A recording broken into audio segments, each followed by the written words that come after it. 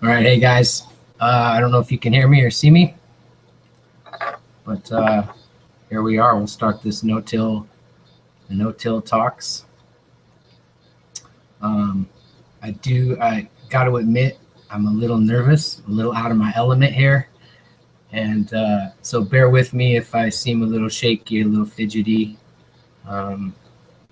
I don't know. I used to teach classes at Southern Oregon Normal all the time, basic cannabis horticulture, and never had a problem. So I'm just trying to think of it like that, and really anxious to get this information out to you guys. I got a really lot of positive responses when I said I was going to do a no-till 101 video, and basically the reason I'm doing this is I think it's a better way to deliver it and record it all in one and not having to shoot a 20-minute video. I've been shooting all my video on my phone, and it's a 20-minute video on my phone. It just seemed like a little overkill. So this stuff seemed like a really good way to get the information out and interact and maybe get some more fluid info out, as opposed to just splurting out what I think is important. I can get your input and we can answer questions as we go along. I want to be kind of clear on this, that I don't intend this to be an ongoing thing, and I do plan on this just being like 3 or 4 maybe of these, depending on how much info we can get through. And I really want them to be kind of short and sweet. It's definitely not going to be one of the 3-hour deals. I'm thinking 30, 45 minutes and bounce, right? Like, let's just get nice digestible chunks of information, maybe a little Q&A, and go on from there. Man, it's really awesome to see all the people out here. Urban Farmer, Soya Beata, hey man, thanks for the Instagram shout out. Tony Baloney, you were there right at the beginning. So hey, thanks a lot, you guys. I'm really glad to see you out here. Hi Root, Trichome Farmer fam. I really wanted to shout out these guys and Monster OG, Blunt Thumb. I wish I could be spending a little more time on those live streams, but I'm a busy guy. As a lot of you guys know, I've got a commercial kombucha venture that's just getting ready to lift off, and that's been taking an awful lot of my time. And also we just harvested, and now we're prepping to press it all to rosin.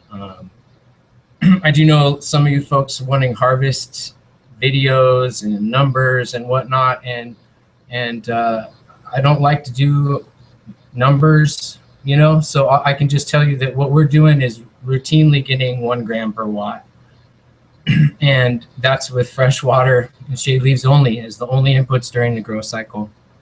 And I can get into that more as we go on. So hey, what's up, Fit? Right on, man. It's really nice to see you guys out here.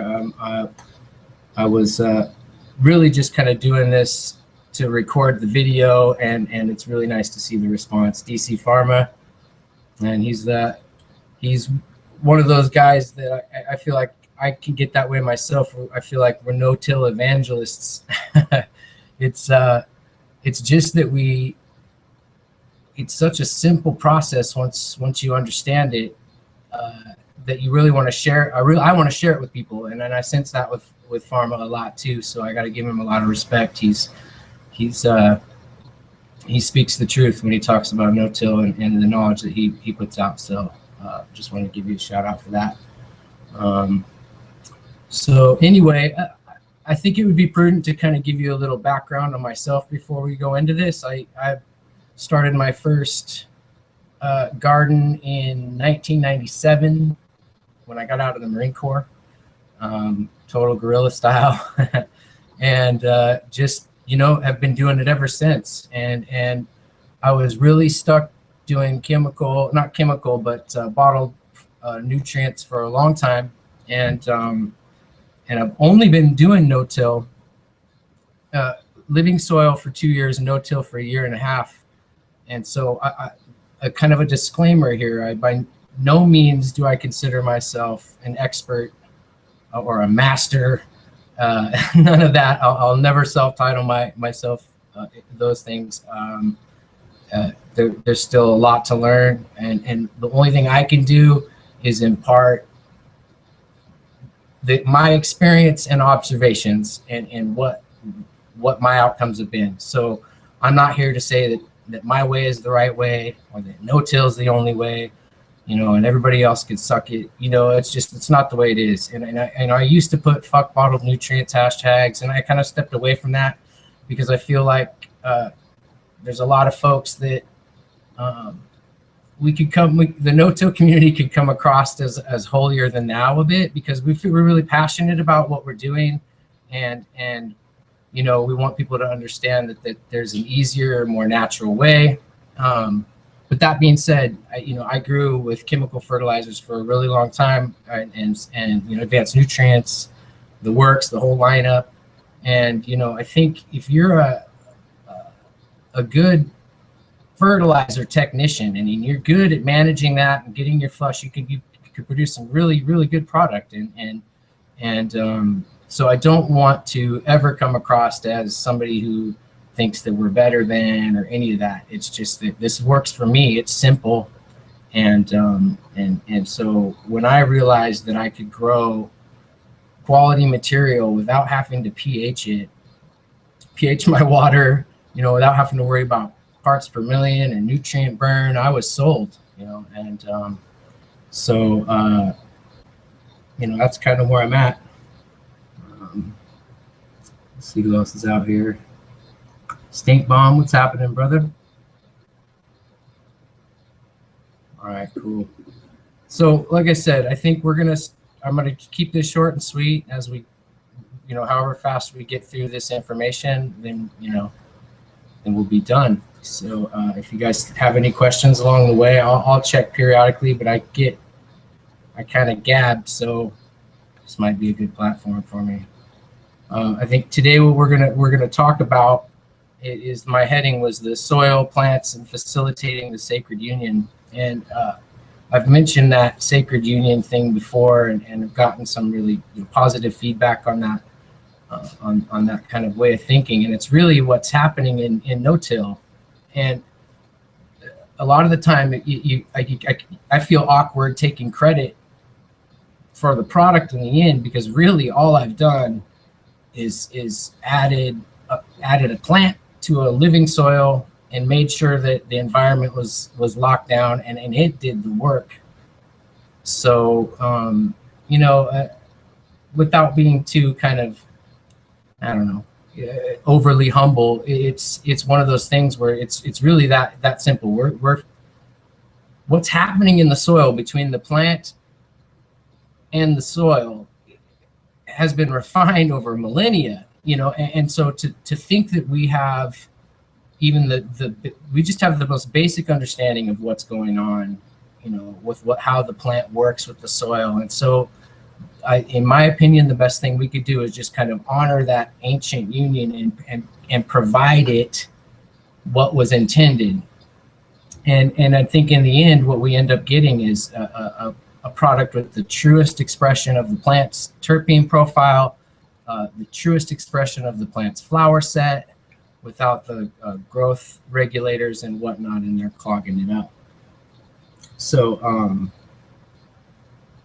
I think it's important that we start talking about the soil, and because that's what we're dealing with here, So I think today we'll touch on soil composition and what like a basic Coot's mix, and why the certain elements are beneficial. And once again, I'm not an expert. I've got notes, and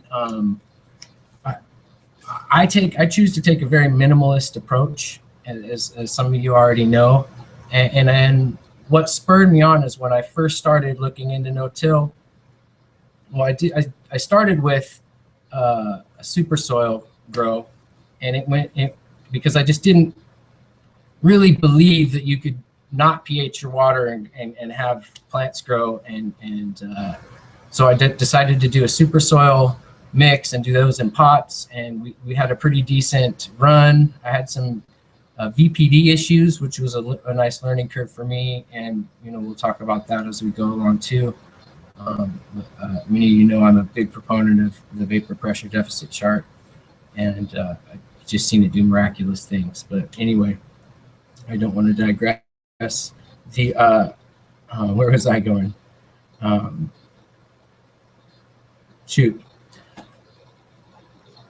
stoner. Anyhow, so I want to talk about how I take the minimalist approach, and that's right. What I seen online was somebody grow a plant finished all the way beginning to end with just mulching its own shade leaves into the container. And I think it was on the ICMAG forums or whatever. And it blew me away because his finished product was better than anything I had grown with whatever nutrient lineup was the latest fad. And I was sold. I was sold at that point, and I really decided to take that minimalist approach and apply it to my grow and see what happens. And now I'm just getting ready to start my 4th cycle, and the beds keep getting better and better. The product keeps getting better and better, or staying just as good. And so I'm going to talk to you about my minimalist approach, and certainly there's lots of other great no-till methods like the Korean natural farming I really am interested in. I just don't know a lot about it. And Blunt Thumb, I'm really interested to kind of hear more from him about that particular method of no-till, because I'm literally a minimalist to the core, and I'll explain as we go along. So anyway, I want to take a drink, and then we'll get into the soil composition. Kombucha.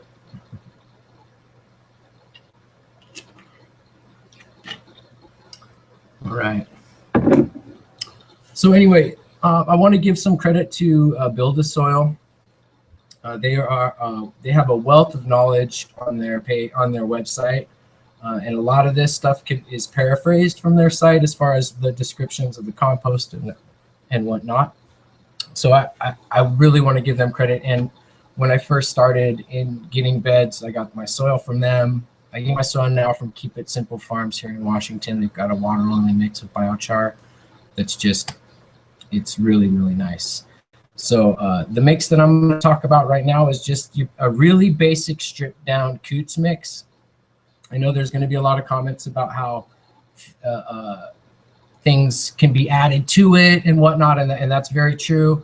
And once again, I'm a minimalist, and so this is what I think is good, and this is like a basic old Coots mix that hasn't been really embellished on any. So for those of you that have never really read about it or anything, this is the soil mix that all your nutrients reside and your minerals reside in your beds and are bioavailable to the plant. So you're not in no-till, we're not feeding any kind of nutrient solution or anything, just fresh water in a continuously moist bed. We don't like to do dry outs because of it kills off the microbial and the fungal colonies that help the whole food soil web process happen. And as we further discuss the soil, we'll kind of get more into that. And once again, I'm not a scientist, so I've got a very basic understanding. So don't expect a lot of scientific terms from this guy. So anyway, your good living soil mix, a good starting mix for your no-till beds, you got to start with a soil base.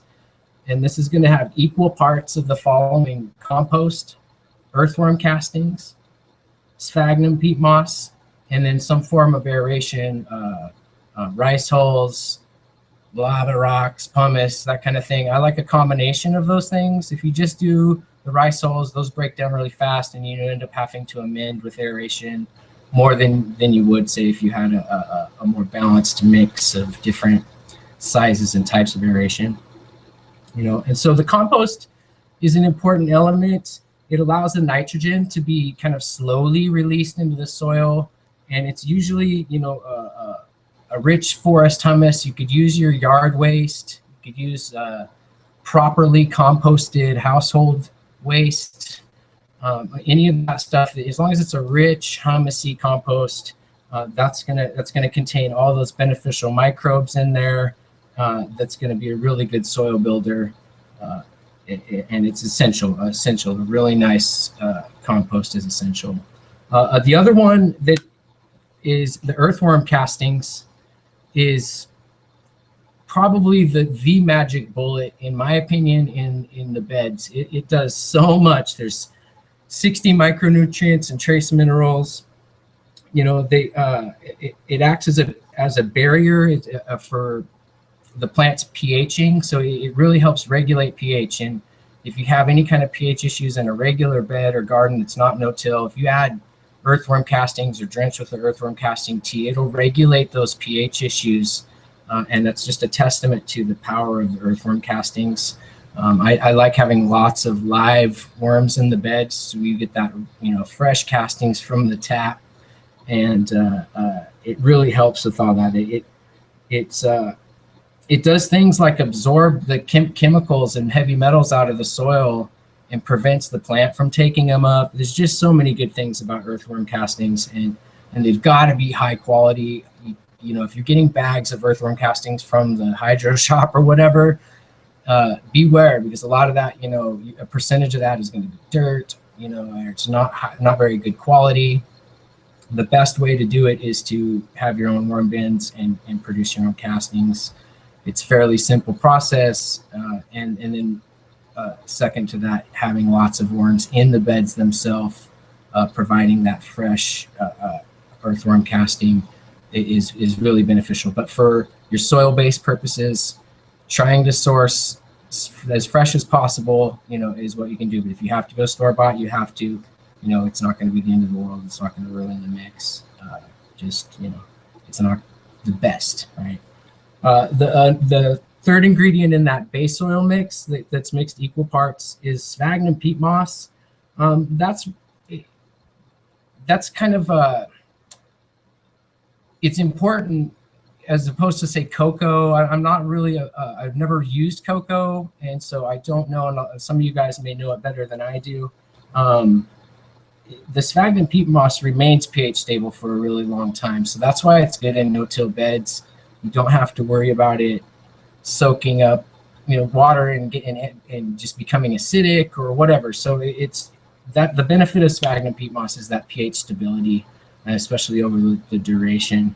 And then, you know, we touched about the aeration. That's kind of self-explanatory. That really just keeps the water flowing and keeps your soil from caking up over time.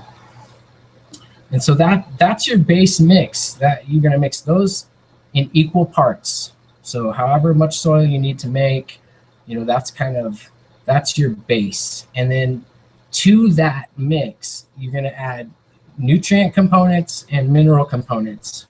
And like I said, this is a very stripped down minimalist mix that I'm kind of proposing.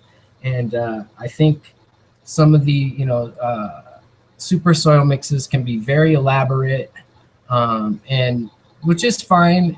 There tends to be some redundancies in there, and they tend to run a little hot. And so I like this stripped down method because I think less is more when it comes to nutrients, and this has plenty there for the plant to take up as long as you're amending your beds properly. I re-amend my beds with this nutrient and mineral mix every other cycle, and seem to be doing all right. I might actually start amending every cycle. I'm stretching that minimalist thing. So these nutrients that I'm going to talk about, we're going to apply at 1/2 cup per cubic foot of your base. So the base you all mixed in equal parts. These nutrients you're going to mix at 1/2 cup per cubic foot, right? And so the first one I like to add would be the crab meal. And it's a really powerful organic fertilizer.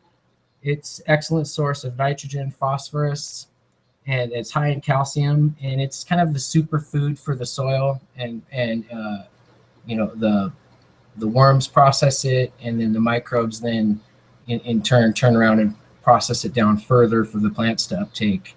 And it's one of those ones where you really want to source some quality ingredients, or whoever you're buying your pre-mixed soil from, you know, that's one of the elements that's really going to make the difference in the quality of your plants.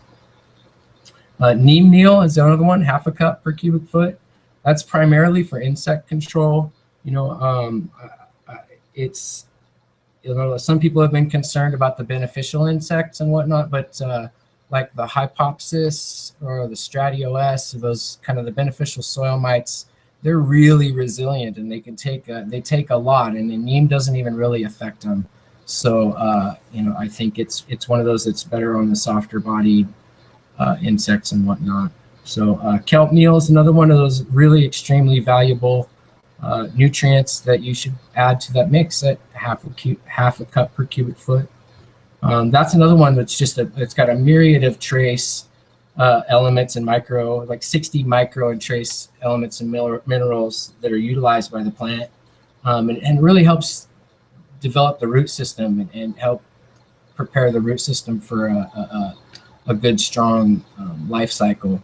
And so that's another one of those things that I think is really important.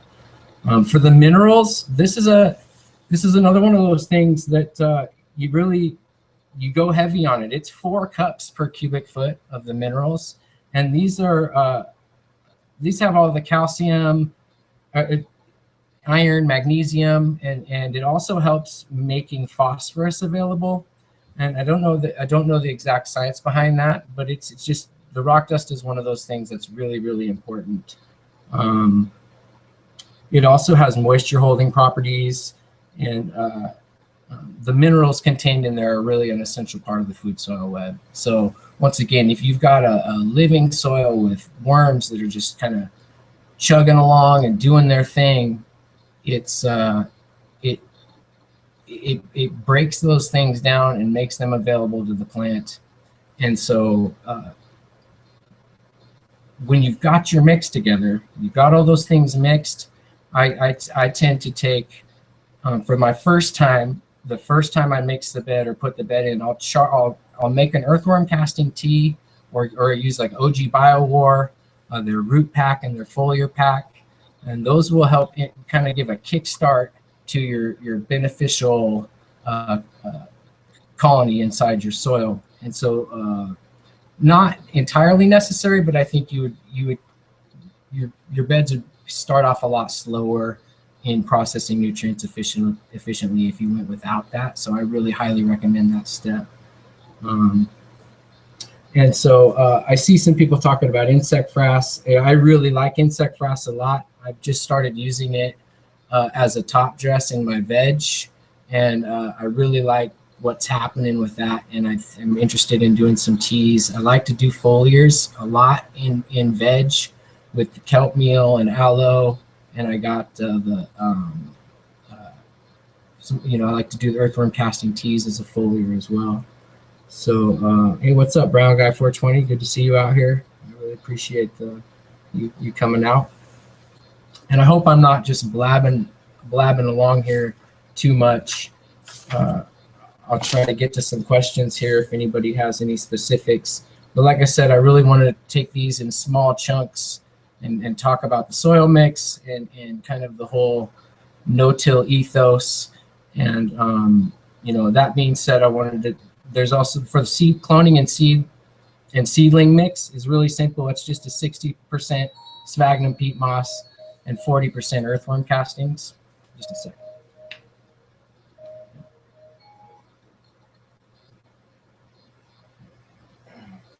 Sorry, guys. So anyway, so that cloning and seedling mix is very simple. Just sphagnum peat moss at 60%, 40% earthworm castings. I use it all the time, and it's a really good way to keep your new roots on your new starts nice and healthy and stress-free.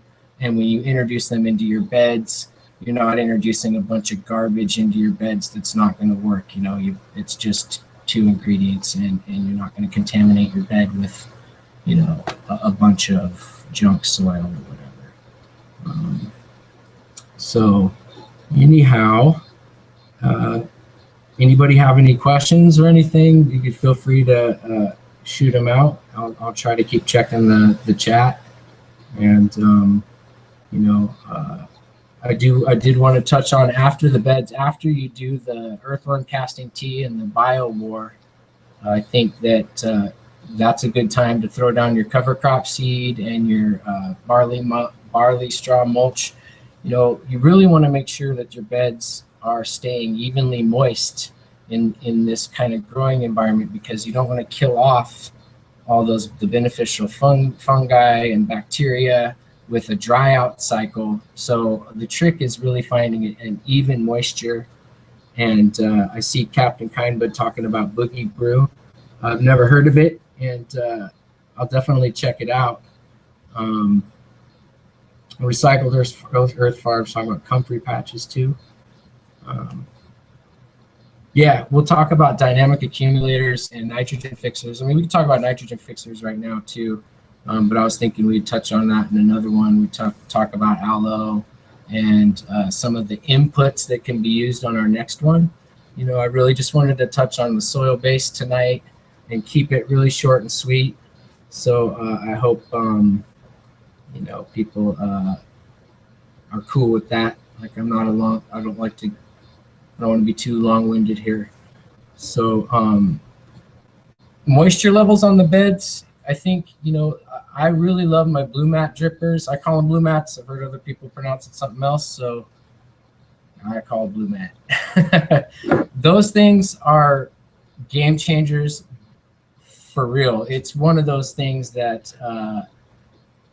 I haven't watered my beds or worried about the water level in my beds in months, 6 months. I mean, it took me a little bit to dial in the blue mats, which I think some people have that common problem. And so I think that they're worth the effort to get them dialed in. And they're gravity fed. There's no pumps, and they've been working like a charm in my room. And I've got really happy beds from that. And so that when I do my grow cycle, the only input I ever do, is that fresh water from the blue mats. And I when I pull off the shade leaves, or when the shade leaves drop, I just kind of like rip them up and just let them sit. And then the cover crop will go through kind of growths and die out phases, as the canopy starts to overtake and the diffused light gets less. You'll start to get a die off of your cover crop, and that in turn just adds to the mulch layer and acts as kind of a closed loop of sorts, because those leaves, some of them aren't as good at dynamic accumulators like, say, comfrey or whatever, but we'll talk about those the next time. But they pull up nutrients, and then it releases them back into the soil when they decompose in a more bioavailable form to the plant. And so those are the only inputs I use when I do my grow cycle. And it's really just to kind of prove a point to myself and to everybody else that you really can produce a high quality material and a decent yield. I mean, 1 gram per watt, I feel like, is pretty good. Doing no-till with no, plant growth regulators, no crazy fertilizers. And, I'm really happy with that result. That's something that I can live with, and that I think, most cultivators who want to take that natural approach, I think that they would appreciate those yields as well. So Tony Baloney's asking if you can use recycled soil in no-till, even if it has perlite in it. I don't see why not. I think I don't have a problem with perlite. I know a lot of people do. I don't like how it floats to the top of the surface. I think you end up getting a imbalance and weird concentrations. And I personally don't know how worms like the perlite. So that might be one you want to research. I would hate to say, yeah, it's okay. But I think if it was just a little bit of perlite, it would be okay. High Root might know. He seems pretty knowledgeable, or Blunt Thumb. But I would check into that and see if a high concentration would be damaging to the earthworms. It seems like it might cut them up, but I'm not really sure. So let's see. Trying to see if anybody has any other questions. Right, medically fit. It's talking about alfalfa and kelp being plant growth regulators, and I definitely agree. I don't have a problem with those things, and doing no-till, doing alfalfa foliars or teas, I think there's lots of people getting really, really good results and using those things, and I say more power to you. Whatever you can do, whatever is making your yields good and your product viable, your plant's healthy, and you're happy in the end, go for it. That's what my minimalist approach does for me. And there was once upon a time I really liked doing the nutrient mixing and whatnot. And so it was fulfilling at that point in time to kind of like feel like a mad scientist of sorts, and having my nutrient chart and making sure that everything was good. And what I used to have an undercurrent system, and that required a lot of time and a lot of the chiller functioning properly, and you had to decide whether you wanted to do a sterile res or a live res, and that was really cool, and I really liked doing it. But as I've gotten older, I've wanted to spend less time in the garden and not sacrifice quality, and I've really found that balance with no-till. And I wanted to touch on a couple books that I've talked about a lot, and I know a lot of you have heard about them already. This is The One Straw Revolution. I think it's a good starter book because the other one you'll hear a lot about, teaming with microbes, and there's a couple other, teaming with fungi, and now teaming with nutrients, I believe. And these are great information, really solid information in this material. The One Straw Revolution, however, is more of a story.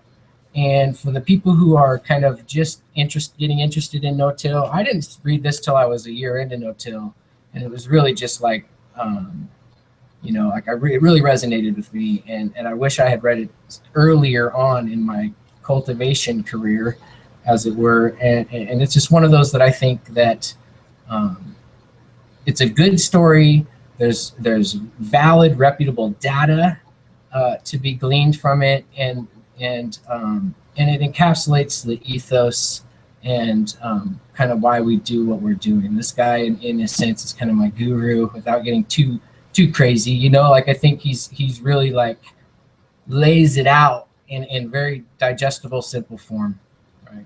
And so, and then I think after you go there, hitting the teaming with microbes, will help boost the brain after you kind of wrap your head around the ethos. So let's see what's up. I see Minnesota Nice out there. Thanks, brother. Really appreciate all the love you've been showing lately. You're definitely a no-till OG. Shout out to, I think I did already, to DC Pharma, Brown Guy 420, right? These are the guys that have been really outspoken. And when I was floundering, trying to find a better way to do things, those guys were the kind of the beacon that I flocked to begin my own research. And so I'm kind of wanting to give back in a certain regard, and because and if they didn't do that, who knows where I'd be right now. And I'm really loving the no-till. So yeah, I'm kind of trying to see if we got any questions here. I feel like I've just been rambling, and you might be sick of hearing me talk. I know I get sick of hearing myself. So let's see what we got here.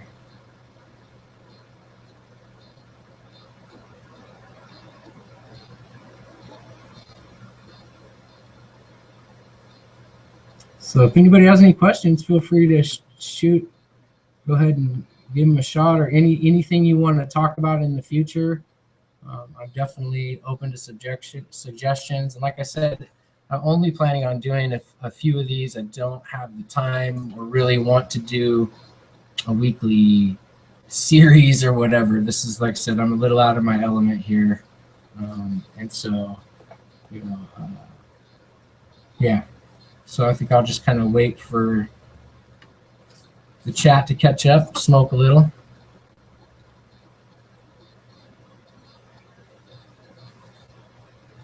I see people talking about Dr. Elaine Ingham, and there's a course for like $2,000 or something I'm really interested in taking. I see so Recycled Earth Farm is asking if I have a garden that will provide any of my soil amendments. And I don't right now, but in the summertime I do grow comfrey, barrage, and some of the other dynamic accumulators. And I haven't grown them in quantity enough where I was able to store them. And so that's kind of that's one of those things where if I had a commercial operation, that would definitely be part of it. Dynamic accumulator and those kind of plant-based nutrient deals, so you could use them as top dresses or teas or foliars and have all your nutrients in-house. And Captain Kindbud, looks like you've asked a couple times about mineralizing the soil. I think I think that's happening when I'm re-amending. Right, so I add like a re-amending pack kit from Keep It Simple, right? That has all those nutrients I was talking about, and then it also has the minerals in there as well. So I'll add new minerals every 3 to 6 months, depending on what the plants need. Recycler Farm is asking about animal manure and horse manure. I don't have a lot of experience with barnyard manures, and so I would just have to say I don't know, and I would defer. I know that a lot of times they have to be aged and they have to be properly composted, or else they're really, really hot, and I don't know what that would do to the microlife and the pH, right? So I would err on the side of making sure they were heavily composted, but that's just my gut reaction or my gut feeling when it comes to barnyard manures. I know chicken manure can be really, really hot. So that being said, I would poke around and maybe ask some people that have actually used the barnyard manures. But they're bound to be a great source of nitrogen and whatnot. But I just think that they need to be properly broken down, or else they would be a hazard in your living system there. But if I'm wrong, by all means, light me up in the comment section.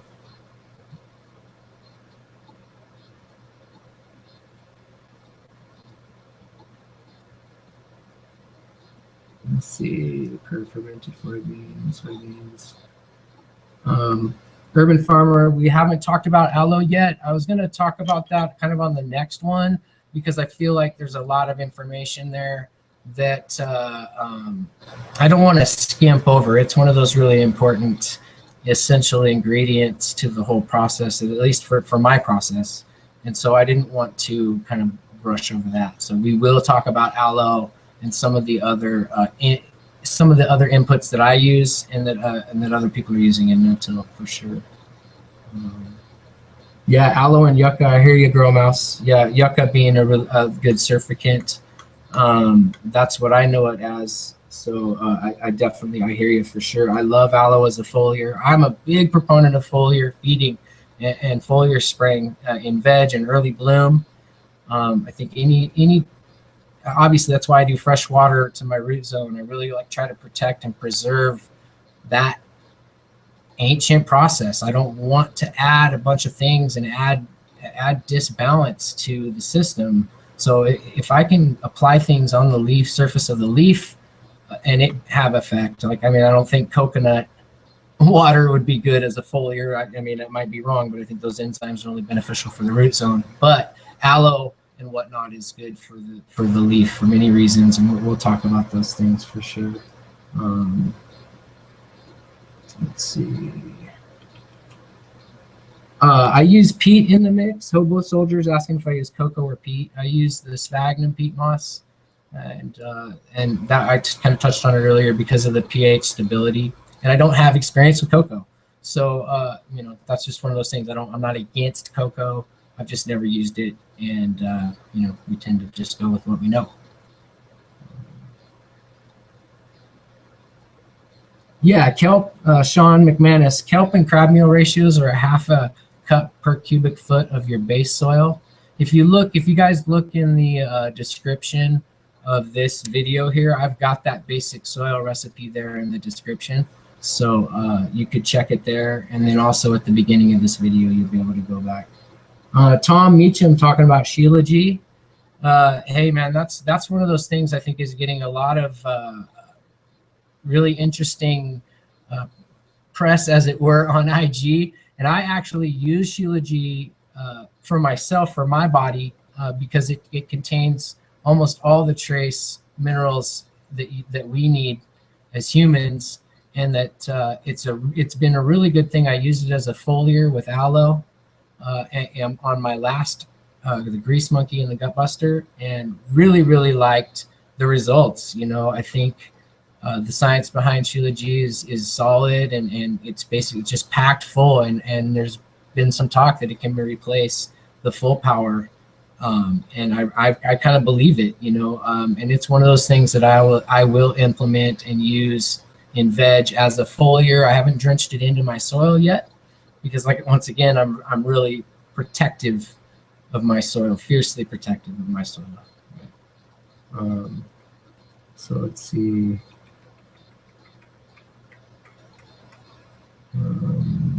Sheila E.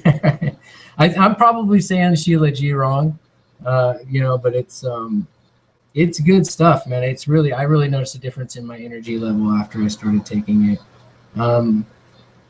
Virginia Living, I can't remember where I got my Sheila G. I got a big batch of it from Lotus, like Lotus Blooming Farms or something like that. Lotus Blooming something. So anyway, how long have we been going? 40 minutes. So we're getting there.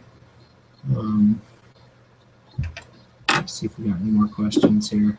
I really appreciate you guys coming out and checking in. I was kind of nervous to do this, but it, like I said, is important for me to kind of give back to the grow community that's so willing to kind of open source knowledge and information. And like I said, I used to teach classes at Southern Oregon Normal, like basic and advanced cannabis horticulture classes there, you know, and I really enjoy, you know, sharing my experiences, right? Once again, I really want to reiterate that I'm not an expert. I don't want to, you know, I'm not trying to be perceived as one. I'm just sharing my experience and my observations, and hopefully they're helpful along the way, right? So, so let's see. Fish hydrosolate. Yeah, that's, you know, that's another really good one. That'd be a really good input. I'm not opposed to using those in between cycles to kind of, you know, charge the bed. So I think those are really good things. And so let's see. Urban Farmer's asking if I let the soil mix cook. I like to let it sit for at least 7 days after I add the BioWar. But to be honest with you, I've added plants right to it and not had any problems. But that's just my experience so far. Didn't have to cook for 30 days or 6 weeks or something like, say, Subcool Super Soil Mix or something, which is great. But they tend to be a little hot, and you know, it's just a different method, and I dig it. I like that whole idea of cooking your soil and having the rich mycelium in there when you start.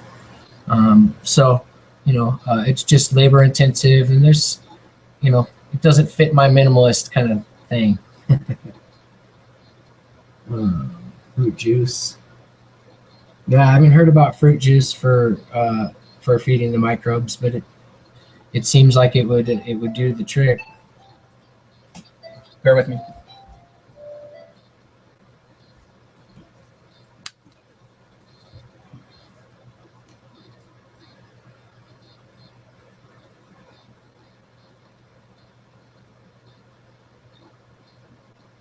Yeah, medically fit, talking about super soil. It does get hot. Like, you know, that shit will steam on a cool morning.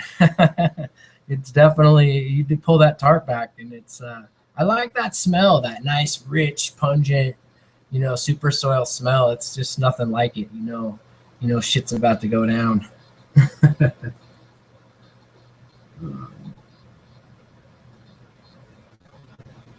Daniel is asking about if I use comfrey like a mulch. The dynamic accumulators, definitely you could use them like a mulch. You know, I tend to like to chop them up into smaller bits just to facilitate breaking them down. But look, if your soil is active and rich and ready to go, it'll just literally pull that leaf down into the soil and consume it. So, you know, I like to help it out by breaking it up a little bit. It'll all get in there either way.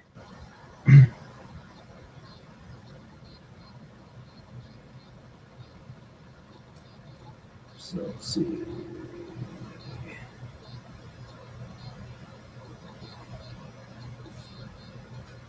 All right, guys. Well, let me kind of scan through and see if I got any more questions. Thanks for bearing with me. I know I'm feeling kind of awkward.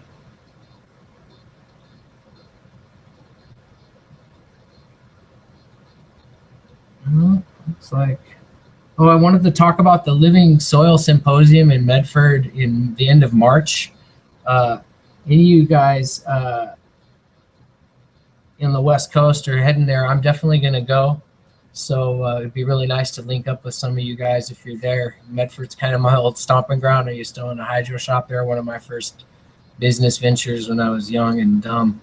And but anyway, so it'll be nice to be back on familiar turf, and I'm really looking forward to bumping into some people that I've gotten to know on Instagram and out here on YouTube. So if you're headed to that Living Soil Symposium in Medford, let's look for each other. It'd be really nice to hang out. Looks like Jay Keefe a while back asked about flaxseed meal for enzymes. I don't know anything about flaxseed meal for the enzymes, so you know, it's definitely one I'd be interested in checking out, because I do like to add inputs, you know, like I said, in between cycles, and if it's one of those things that would help. You know, right now I'm using malted grain tincture from Mountain Organics.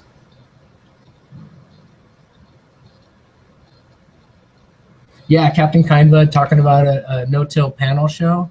You know, I'd be interested, but really honestly right now I'm so dang busy, and you know, I'm carving time out for this, and just want to do a few of these and then kind of step back and then just bounce onto the Trichome Chaser panel from time to time, you know, maybe for 30 minutes or whatever, till this kombucha thing gets up and running.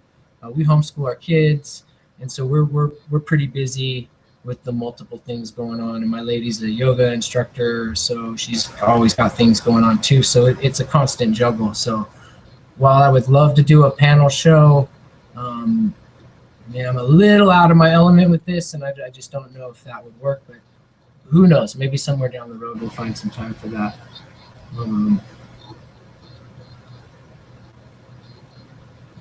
I don't know if we talked about the water itself, and I think for the living soil beds, it's good to touch on reverse osmosis versus just dechlorinated. And I used reverse osmosis for the first cycle, and then I'd read and gotten some information that Build-A-Soil was recommending not using reverse osmosis because you're actually robbing minerals from the water from your soil life. And as soon as I heard that, I was like, ding, like no shit, right? So I immediately bypassed the RO membranes on my filtration system, eliminated that 2-to-1 waste bull crap that was making my water bill all crazy, and I just do the 2-stage carbon, and I've been doing that ever since. No problems. My water bill went down drastically, and so there you have it. I think dechlorinated water is kind of just all you really need to worry about, and I never pH it. And so yeah, Captain Kaiba talking about the kombucha biz. We just got the last of our equipment in. We got a couple more fermentation vessels to come, but we're going to start a fermentation this week. Then we have an inspection, and we got to pass the alcohol testing to make sure we're below 0.5%, and we get our license, and it's on. So I'll make sure you guys that are interested know we'll have a YouTube channel or an IG channel or something like that. So yeah, medically fit, talking about well water. Well water is definitely different to use than city.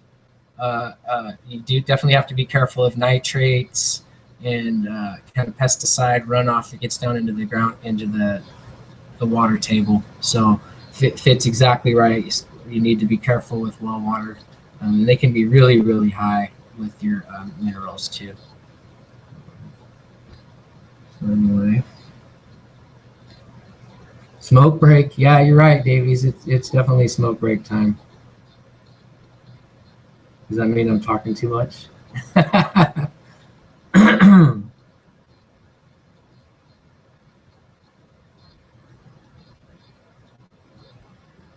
Daniel asked if I ever make my own compost. I do. We have kind of rough winters here, so it's kind of hard to do an effective compost here in the winter. I know it's possible, but in the spring and summer months, we get a rock and compost, and I end up using those on my outdoor beds. To be honest with you, the beds that I use now, I use the pre-mixed soil from Keep It Simple Farms. That's their water only mixed with biochar. Biochar is like a charcoal soaked in fish emulsion. Usually it's pre-charged with some kind of fish emulsion or something, and then that's added to the soil mix as a slow release of nitrogen. It's really beneficial. So anyway, yeah, well water sucks. Well water can suck. It can definitely kill an operation if you're not prepared to deal with it. Urban farmer talking about chloramines. He's right. You know, if you don't know whether your city has chloramines or chlorine, it's good to check. You can call them or even look on the site. They might even have that information on your city water site. You know, for your whatever city you're in. Chloramines will not evaporate. They absolutely need to be filtered out.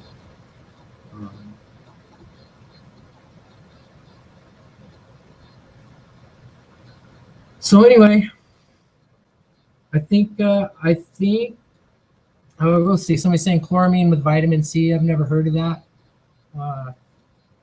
Doesn't mean it's not true.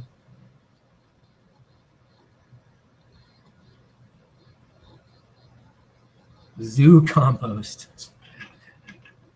That's bound to be some rich shit.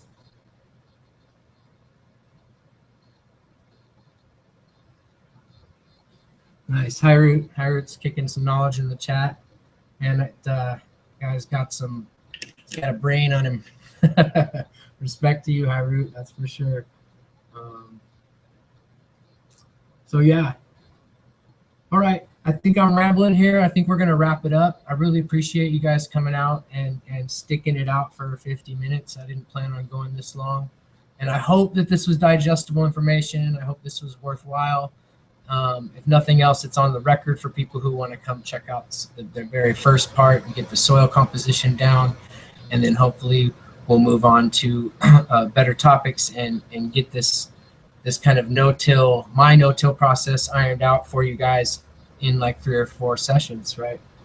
So unless anybody has anything to add or questions to add, I'll kind of kick it here for a second and puff a bowl. And then we'll bounce. One Swift guy asked what my yield was. I don't want to do solid numbers, but if you do a little sleuthing, you can look on my YouTube page, and it'll kind of tell you what wattage I'm using, and I'm pulling a gram per watt. I think this last one was 0.9 grams per watt. So that's kind of what we're doing with our yields. Fit. Hey, thanks a lot. I really appreciate that. I was nervous about doing this. I've said that a few times, but this is kind of I'm definitely out of my element here. Right on, Hi Root. Thanks, brother. I really want to say to the Trichome Chaser guys that I definitely appreciate the invite on your panel, and and haven't been absent because I'm not interested. I've just been so dang busy. And so that being said, I really appreciate you guys like having me pop on from time to time, and I hope that I can continue to be have valid input there. Oh no, Sophie King Sustainable is asking which bed was most productive. Oddly enough, the two grease monkey beds, which were the two outside beds, the middle bed was the gut buster, they were shorter. The overgrown outside bed, grease monkey bed, and the other grease monkey bed yielded exactly the same. Exactly. So there was no difference. If anything, the difference was in quality in the bed that was not as close to the lights as you can imagine, because there wasn't all that light damage. There was less stress. There was less floppage. So while we got the same amount of material, the quality of the material that came from the bed that was a little shorter and not as up high into the light was better, as you can imagine. There was no damage and no terps that were, they're really volatile, and as they're forming close to that bulb, they're just evaporating. So while the yield was the same, the quality was markedly better in the bed that was shorter.